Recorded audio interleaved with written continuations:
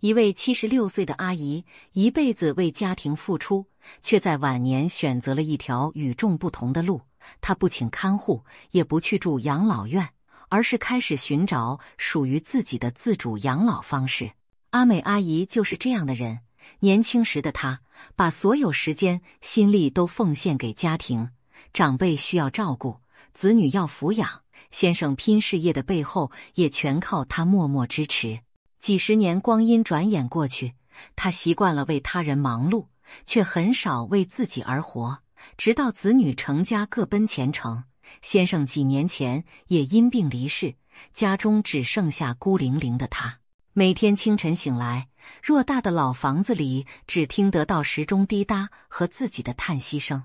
她常坐在空荡荡的客厅，望着墙上一家团聚的老照片，心中满是失落与寂寞。那种感觉仿佛被全世界遗忘了一般，晚年的生活似乎只剩下等待。刚开始独居的日子，阿美阿姨过得并不容易。她白天勉强让自己找些事做，比如整理曾经摆满孩子奖状的书桌，打理先生留下的旧衣物，或者浇花与张罗一日三餐，只求让自己忙碌些，不去想孤单。然而入夜后的静寂最是难熬。半夜醒来时，他摸索着打开床头灯，对着空荡的枕边低声自语，怀疑自己是不是熬不到天亮。那一刻，他才承认自己内心的害怕，害怕在家中发生意外无人知晓，害怕一觉睡去就此孤独地离开人世。某个潮湿阴冷的冬日清晨，阿美阿姨真的发生了意外。那天她在浴室滑倒，后脑狠狠撞上冰冷的瓷砖地板，一阵天旋地转后便失去了意识。幸好平日关心她的邻居发现家中灯光从昨夜亮到天明，不寻常，连忙敲门查看，最后叫来里长和救护车，及时将她送医急救。经过治疗，虽然脱离了生命危险，但医生叮嘱她年纪大了，骨头脆弱，这次脑震荡和腰部挫伤需要好好休养。躺在病床上的那些日子，她心情跌入谷底，每天望着隔壁床的长者都有子女轮流照料，端汤送饭，而自己只能孤身忍受病痛。这强烈的对比让她愈发觉得前路茫茫。假如不是邻居发现的早，后果真不堪设想。出院回到家的第一晚，她望着仍旧冰冷安静的屋子，感到前所未有的恐惧与无助。也就是在那一夜，阿美阿姨下定决心，不能再这样下去了。她意识到自己必须改变生活方式，不能继续独自困在这栋充满回忆却空荡危险的老房子里。孩子们远在国外，各有各的家庭与事业，她不想也不愿成为他们的负担，而自己请看护长期住在家里，对她而言更是难以接受。她一辈子独立自主，最不习惯的就是麻烦别人。养老院呢？他想到那些机构里冰冷的长廊与固定作息，心里就发怵。他不愿在剩下的岁月被全天候看管起居，失去生活主导权。他要的是有尊严、有温度的晚年，而不是被当成需要照料的对象度日。那晚，他辗转难眠，脑中反复思索着，难道就没有第三种选择了吗？或许是老天听见了他的心声。没过多久，黎长伯带着社区关怀志工来家中探望他，顺便聊起一个新鲜事，告诉他现在有一种全龄共居的友善住宅，提供长辈长租，环境安全又有人照应，比他独自在老房子安心，也不用麻烦孩子。里长的一番话让阿美阿姨原本灰暗的眼中闪过一丝亮光。回想住院期间，隔壁床的老奶奶就提过，她儿女为她找了一间高龄友善公寓，里头不但有电梯、无障碍空间，白天还有服务人员可以协助长辈处理琐事。那位老奶奶直说住得安心舒心，当时躺在病床上的阿美阿姨只是将信将疑。如今里长再度提起，她的心不禁动了。带着忐忑又期待的心情，阿美阿姨在里长和志工的陪同下，去参观了那间传闻中的全龄友善公寓。那栋建筑位于热闹的市区街道，外观看起来和一般的旅馆公寓无异。刚走进大厅，他便闻到一阵咖啡香。原来1楼有间温馨的咖啡馆，几位头发花白的熟龄服务生正微笑招呼来往的住户与邻里。有位银发婆婆端来热腾腾的拿铁，请她品尝，亲切地欢迎她第一次来，请她坐下暖暖身子。阿美阿姨受宠若惊地握着咖啡杯，那温度透进掌心，令她有种久违的踏实感。更令她惊喜的是，大厅一隅还设有长辈休憩区和咨询柜台。穿着制服的年轻服务专员热情地向她详细介绍环境。他说，这栋楼每层都设有电梯，上下楼很方便，走廊和房间装有扶手、防滑垫，卫浴也设置了紧急呼叫铃。白天还有工作人员驻点，可协助订餐、联络医院或处理生活大小事。阿美阿姨听得入神，不断点头。她简直不敢相信，在台北喧嚣闹市中，竟有这样一处为长者贴心设想的居住空间。一旁陪同的里长笑着拍拍他的肩，笑着说，他以前那栋老房子没有电梯，每天爬楼梯太折腾，不如换个地方住，对自己好一点。他看着里长关切的神情，内心开始盘算起来。于是他做了一个大胆的决定，把老房子留给儿子一家周末回来住，自己则搬进这间提供长租的迷你公寓，展开全新的生活。搬家那天，邻居几个熟识的大婶特地过来帮忙收拾行李。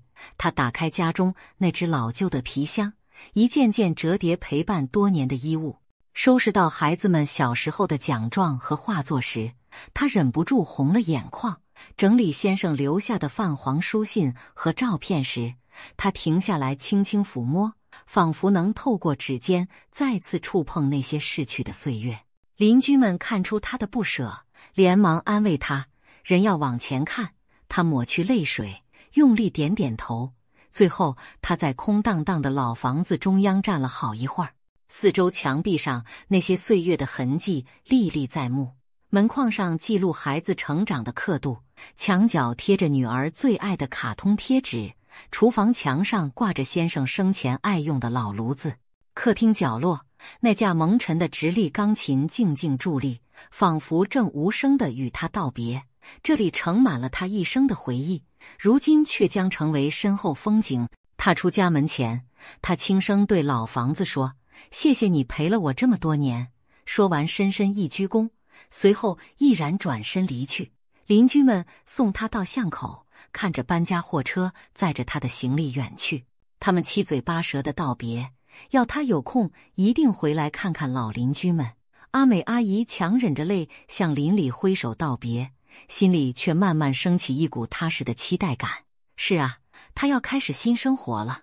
刚搬家的那天夜里，阿美阿姨躺在崭新舒适的小套房里，虽然四周陌生，却倍感安心。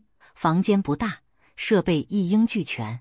小小的开放式厨房让她可以继续下厨煮饭，独立卫浴干净明亮，床边还贴心地备有一盏感应小夜灯。最重要的是，按下电梯按钮就能直达1楼大厅，再也不用担心爬楼梯会喘、会跌倒。他拉开窗帘，窗外是璀璨的城市夜景。此刻的他没有恐惧，只有满心的新奇与踏实。合上眼前，他轻声对自己说，这是自己新生活的第一晚，要加油。胸口涌起一阵久违的踏实感，他带着微笑沉沉睡去。然而真正新的生活才正要开始。刚搬来的头几天，一切对阿美阿姨而言都新鲜又陌生。她像个转学新生般拘谨，邻居们礼貌地和她点头微笑，她也腼腆地挥手致意。虽说环境舒适安全，可刚开始她仍不太敢麻烦服务人员帮忙，什么事都自己来。一次换灯泡，她踩着椅子颤巍巍够高，结果惊动了隔壁年轻邻居小李。小李赶紧过来接住差点摔下的她，一边扶他下来，一边笑着对他说：“有需要尽管开口。”在这栋楼，邻居们都会互相帮忙。阿美阿姨拍着胸口喘气，惊魂甫定地道谢。那一刻，她才意识到，原来在这里求助并不是麻烦别人，而是邻里间自然的互相关怀。渐渐的，她开始感受到这栋公寓充满人情味的一面。每天清晨，推开房门就能看见走廊尽头的公告板贴着当日的活动资讯。周三上午10点，50咖啡馆有银发咖啡师教大家手冲咖啡。周五傍晚6点，公寓天台举办烤肉派对，欢迎住户参加。这些字条让原本空白的生活多了色彩。阿美阿姨鼓起勇气，第一次下楼参加活动，是周三的手冲咖啡课。她有点忐忑地坐在咖啡馆的一角，不一会儿就有位精神矍铄的银发先生迎上前，自我介绍是这里的志工咖啡师，退休后在这里发挥所长。只见他动作利落地演示如何磨豆、焖蒸、手冲，不时幽默地开玩笑说：“年纪大了手难免抖，拉花图案就随缘吧。”引得大家哈哈大笑。阿美阿姨也不禁莞尔，原本紧绷的心情渐渐放松下来。她端起自己亲手冲煮的一杯咖啡，香气氤氲中，仿佛品味到了久违的充实滋味。更让她高兴的是，通过这些活动，她认识了一些新朋友，大家背景各异，却同样选择了自主生活的晚年模式。有位70多岁的张伯伯，年轻时是公务员，退休后孩子移民国外，他嫌一人顾大房子太空荡，干脆和几个老同事一起合租附近的公寓，每天一起买菜做饭，日子过得有声有色。还有一对老姐妹花，80出头依然兴致高昂，每年冬天就相约到南部温暖的小镇长住2个月，过着候鸟式旅居的生活，春天再返回台北。他们笑称换个环境，就像换回年轻的心境，语气中充满着对生活的热忱。这些新朋友的故事深深启发了阿美阿姨，原来高龄并不等于人生定型，更不代表只能坐等儿孙安排，银发族也可以有多彩多姿、自主选择的生活。听着他人的分享，阿美阿姨心中逐渐燃起从未有过的勇气和希望。她开始尝试更多元的活动，加入社区的银发共餐计划，每周2中午到附近里民活动中心和街坊邻居一起吃午餐。那里有其他独居长辈，有热心的志工阿姨们准备可口的家常菜，大家围坐一桌，饭菜飘香，有说有笑。原本最让她害怕的吃饭时间，如今变成了一种期待。她甚至报名成为共餐的志工之一，偶尔下厨录一手，把自己的拿手菜红烧狮子头带去分享。看着其他长辈们赞不绝口的夹菜，她久违地感到被需要、被肯定。有位独居多年的张伯伯激动地握着她的手，哽咽着说他已经很久没有尝到这么像家里味道的菜了，眼眶竟微微泛红。阿美阿姨听了鼻头一酸，这才明白自己平凡的厨艺也能给别人带来温暖和安慰。过去那些孤单无助的夜晚也一去不复返了。现在的她，晚上有时和邻居们相约在1楼咖啡厅听演讲、看怀旧电影，有时参加大厅举办的银发族歌唱比赛，虽然只是玩票性质，却唱得投入开怀。更多的夜晚，他会倚在床头翻阅一本本年轻时没时间看的小说，不知不觉就到了深夜，却舍不得合眼。偶尔想起从前在老宅独对黑夜的自己，他惊讶地发现，如今的生活竟然如此丰富充实，每一天都有新的盼头。没过多久，公寓的服务团队推出了一项银发漫游活动，内容是邀请住户们组团到台湾南部的小镇旅居半个月，一起体验不同地区的生活节奏。过去从未真正独自旅行过的阿美阿姨，起初对离开熟悉环境有些犹豫，但邻居们热情相邀，还有人拍拍胸脯保证一定会照顾好她。她思考再三，终于报名参加。出发那天清晨，阿美阿姨拖着简单的行李箱，和其他银发伙伴们一起登上南下的火车。铁轨节奏的哒哒声中，她望着窗外越来越远的都市高楼，心情既紧张又兴奋。抵达目的地时，映入眼帘的是蓝天白云下连绵的青山和金黄的稻田风光。入住当地民宿的第一晚，大家聚在庭院乘凉聊天，远处传来此起彼伏的虫鸣。他仰头望见满天繁星，惊叹地发现自己已经很多年没有这样看过星星了。那一刻，他的心仿佛也跟着夜空一起开阔起来。在那半个月里，阿美阿姨和伙伴们过着简单而愉快的旅居生活。清晨，他们结伴到乡间散步，呼吸新鲜空气；白天参观附近的小农市集，亲手采摘有机蔬果来煮午餐；傍晚则坐在民宿门前，看夕阳缓缓沉入远方的山峦。他甚至挑战了一件疯狂的小事，在伙伴们的起哄下，踢掉鞋子下田插秧，体验农家的乐趣。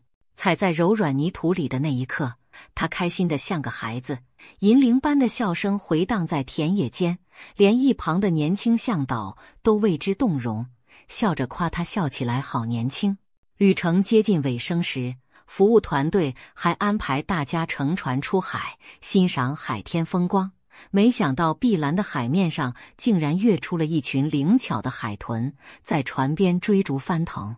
阿美阿姨第一次这么近距离望见野生海豚，不禁兴奋地拍手叫好。海风拂面，她只觉得心胸无比开阔。望着海豚们自在游弋的身影，她忽然明白，年老并不代表失去自由，只要心还渴望辽阔，每个人都能像他们一样拥抱大海的宽广。晚上躺在陌生却温馨的房间里，他默默在心中感谢自己，鼓起勇气踏出了这一步。如果没有这趟旅行，他大概无法相信70多岁的自己还能有机会在异乡结交新朋友，体验这么多新鲜事物。旅居结束返家那天，邻居们在大厅迎接他们凯旋归来，笑闹着要听阿美阿姨分享旅途见闻。她滔滔不绝地讲起在南部品尝到的道地美食，第一次看海豚出没海面，以及和新朋友告别时依依不舍的心情。过往那些局限她的恐惧，似乎随着这趟旅程烟消云散。她的眼神变得更加明亮，谈笑间透着自信与活力。那段日子仿佛让她年轻了10岁，也更加笃定了她选择自主生活道路的信心。她原以为这样就已经很满足，却不知道更大的惊喜还在后头。真正令阿美阿姨的人生出现巨大转变的，是一次偶然的机会。那天，一位公寓的服务人员在闲聊中得知，原来阿美阿姨年轻时曾是音乐老师，钢琴10级，可婚后忙于家庭便荒废了琴艺。服务人员灵机一动，邀请她在周末的社区才艺交流会上表演钢琴。她起初连连摆手推辞，说自己多年没碰琴，早就弹不动了。但在对方再三鼓励下，她终于鼓起勇气答应试试看。从那天起，她每天午饭后都会独自在大厅角落的电子琴前练习。刚开始时，生疏的双手总是按错琴键，连简单的乐曲都弹得跌跌撞撞。然而她毫不气馁，反复练习着年轻时熟悉的旋律。一曲弹完后，抬头却发现几个邻居正站在不远处报以赞许的掌声。有位年轻小伙子还竖起大拇指，笑着要他加油。阿美阿姨的脸微微发红，心里却暖洋洋的。多年未曾触碰的琴键在她指下渐渐找回生气，她的信心也一天天增强起来。消息传开后，邻居们十分期待，都说终于可以听听她的钢琴演奏。甚至有年轻的住户主动找来自己在学声乐的朋友，愿意陪她合唱一曲老歌。演出当天，公寓1楼的小小咖啡馆挤满了人。阿美阿姨紧张地在电子琴前坐下，手指微微发抖，眼前仿佛又浮现出多年未见的五线谱。她深吸一口气，轻轻按下第一个音键，熟悉的旋律月亮代表我的心悠然流泻出来，他身旁一位年轻的女孩也应声唱起那温暖的歌词，台下静了下来，人人屏息聆听。随着音符跳跃，他仿佛回到了年轻时站在舞台的时刻，心中充满了久违的激动与喜悦。琴声渐止，最后一个音符回荡在空气中。短暂的寂静后，众人爆出热烈的掌声与欢呼，有长辈红着眼眶感慨，好久没有听到这么动人的琴声了。阿美阿姨也忍不住热泪盈眶，她望向台下，看见自己的女儿不知何时赶来，正站在人群里，眼中闪着泪光与自豪的光芒。演出结束后，女儿给了她一个大大的拥抱，激动地表示她从没看过母亲弹琴，觉得非常感动，原来妈妈有这么棒的才华。阿美阿姨笑中带泪，轻轻拍了拍女儿的背，感慨地说，以前忙着照顾家庭，哪里还顾得上弹琴。女儿握着她的手，感谢她为家庭付出了一切，如今也为妈妈终于开始为自己而活感到无比骄傲。听到这句话，阿美阿姨只觉得胸口一暖，仿佛尘封多年的某块冰块融化了，她露出了舒心的笑容。是啊，她终于学会为自己而活，在暮年重新找到生命的热度。自那天起，阿美阿姨整个人仿佛焕然一新。公寓里的人都说，她以前走路总是慢吞吞，低着头，如今步履轻快，脸上时常带着愉快的笑意。她不再是那个沉默寡言，整天对着电视发呆的孤寡老人，而成了社区里的小明星。有人干脆亲昵地称她为美美老师，请教她音乐方面的知识。周末的咖啡馆里，偶尔也能听见她坐在角落弹琴，弹的是邻居们点播的老歌，琴声伴着大伙合唱，其乐融融。更让她意想不到的是，自从她开心生活的点滴被女儿分享到社交媒体后，远在海外的儿子和孙辈们也纷纷为她欢呼叫好。儿子打来电话开玩笑说，妈妈现在比年轻人还会享受生活呢。是啊，晚年的阿美阿姨真的活出了自己。她曾经以为人生只剩下孤独地守着过去，如今却证明了70几岁依然可以活出新的精彩。她用亲身经历告诉我们，即使鬓角斑白，只要勇于踏出改变的一步，人生随时可以重来。她不要保姆照料，也不进养老院封闭自己，而是选择自主地安顿自己的老年生活，在熟悉的社区里结交新朋友，靠自己的双手丰富每一天。无论是一起下厨共餐，还是旅居各地探访风景，亦或重新拾起年轻时的梦想，他证明了高龄也能拥有多元而自主的生活。故事说到这里，阿美阿姨幸福的笑容仿佛就浮现在我们眼前。或许你也在为自己或家中长辈的晚年生活担忧，但从她的经历，我们看到另一种可能。人生的黄昏其实可以变成第二个黎明，只要我们愿意改变，勇敢追求。其实现在已有许多长辈和阿美阿姨一样，不靠子女，不住养老院，而是用自己的方式活出精彩。有人选择与几位老友相约在乡间共居，彼此照应陪伴；有人背起行囊四处旅居，一边旅行一边体验各地生活。还有一些人积极参与社区的共餐和学习活动，在熟悉的环境找到一群老伙伴。这些真实故事都在提醒我们，老年生活并非只有一种模式，只要愿意踏出改变的第一步，就能为自己的晚年开创出截然不同的风景，活出属于自己的精彩人生。亲爱的观众朋友，你有没有想过自己年老时想要过怎样的生活呢？你希望像阿美阿姨一样尝试这些自主养老的新方式吗？欢迎在底下留言，分享你的看法和故事，让我们一起为银发人生寻找更多的精彩与可能。